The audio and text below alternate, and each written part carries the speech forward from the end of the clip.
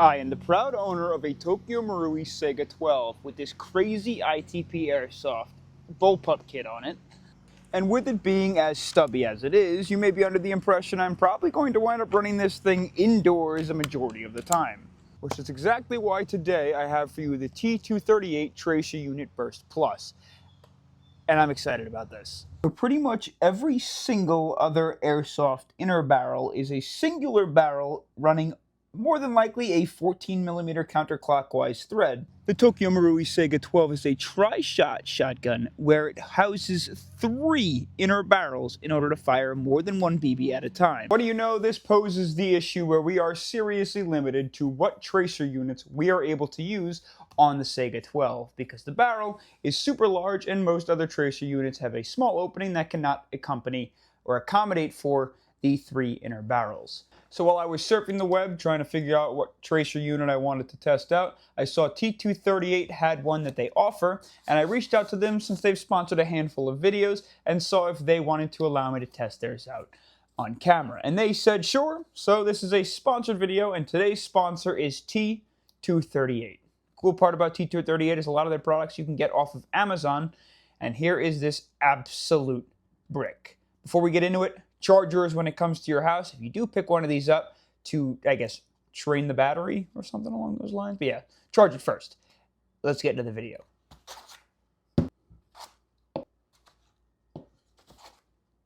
The first thing we're going to take a look at is the brick that comes with it. This is the monster tracer unit. It's got some weight to it. It's not the heaviest thing in the world, but it's definitely not the lightest either. It seems to be cast out of some sort of aluminum. It comes with a grub screw and an Allen key, which I assume we're going to need to adjust things.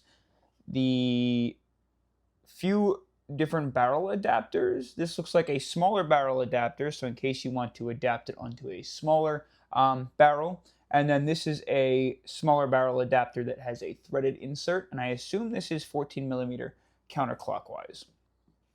It's got a charger too, which is cool. It comes with a charger. This is USB-C, and we charge it right here with this little rubber cap that chances are I'll wind up losing, but we'll keep it on there for now.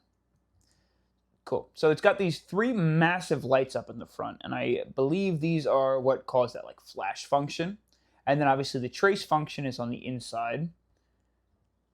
It right now has like this grip on it, so this grip feature. So all it does is clamp down on the barrel, it looks like, and I think it's got some grub screws at the base, so we'll take a look at that now.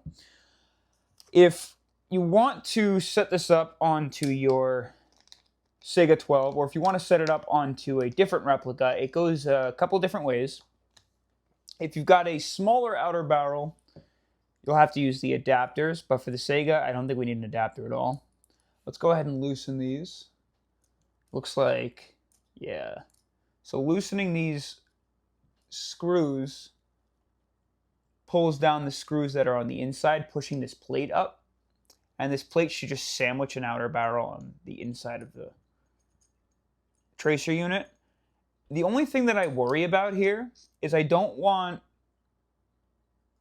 to smush the threads on the outer barrel or on your barrel, I guess like your outer barrel or whatnot.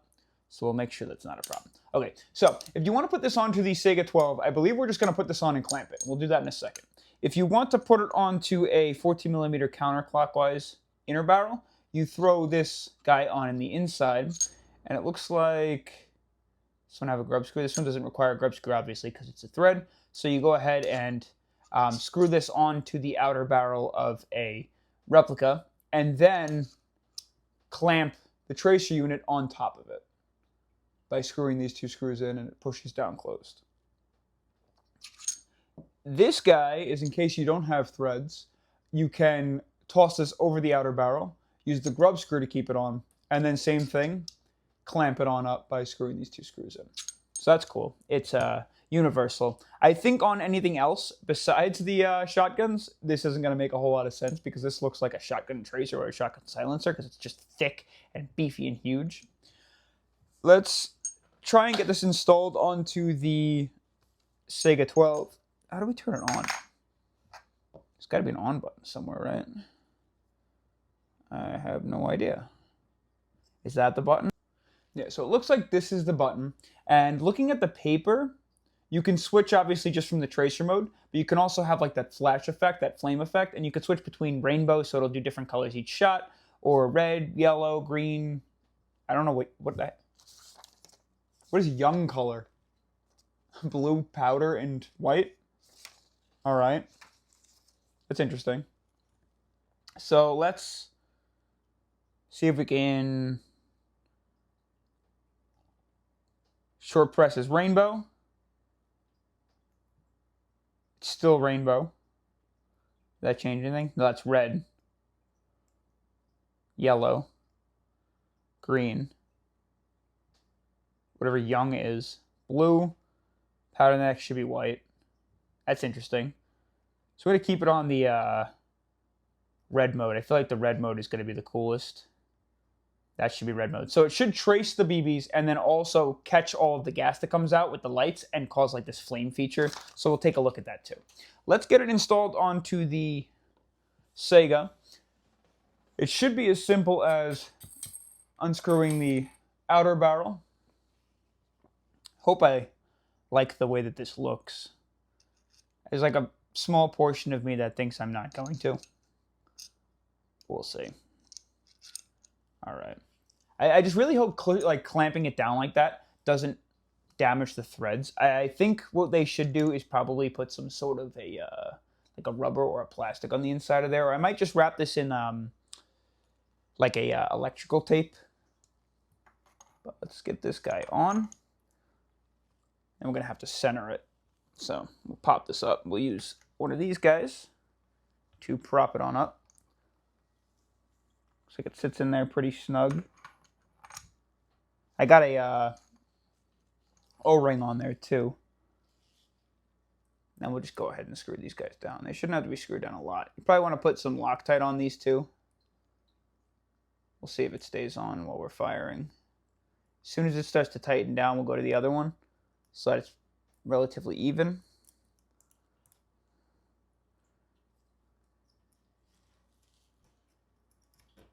The installation is super easy. Just hope it's on there even and I'm not crushing the threads. The crushing the threads is definitely the biggest scare for me. So I'm not going to tighten it down too much, but just enough so it isn't moving. Okay, it is snug on there. Look at that. I don't know if I mind that. I don't know if I like it, but I also don't know if I mind it. Let's take it outside, see if you can get a full view of it. Here's the full thing with the tracer on it, and at first I really didn't think I liked it very much, but it kind of looks beastly. It's a little weird because it's so thin up here and then it's like beefy over here. I think if the front was a little bit beefier up here, it would look like it fits better, but that doesn't look half bad. That does not look half bad. Let's turn the lights out. And we're a little darker now. Should be enough to get some shots down range and see if the tracer works. We'll start this guy off in semi. And we'll just check out the tracing of the BBs, and then we'll take a look and see if we can catch some of the flame function. So here we go. 3, 2, 1.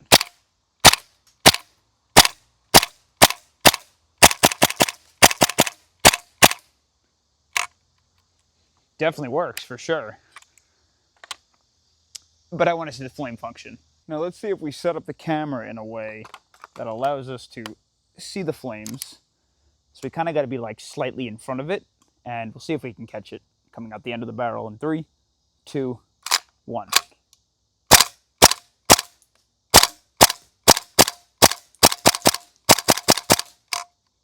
I don't know how that's going to look on camera for you guys. I'll have to go take a look at it later, and I guess I'll see because I was looking downrange, but you get the gist. Let's see if we can test out some of the other color modes. We'll first go ahead and get our mag in, and we'll just kind of start to tap on through it and see if we can get to the rainbow mode. We'll know when it's rainbow mode. It's not rainbow mode yet. I should give like an epilepsy warning. Jeez. Is that rainbow mode?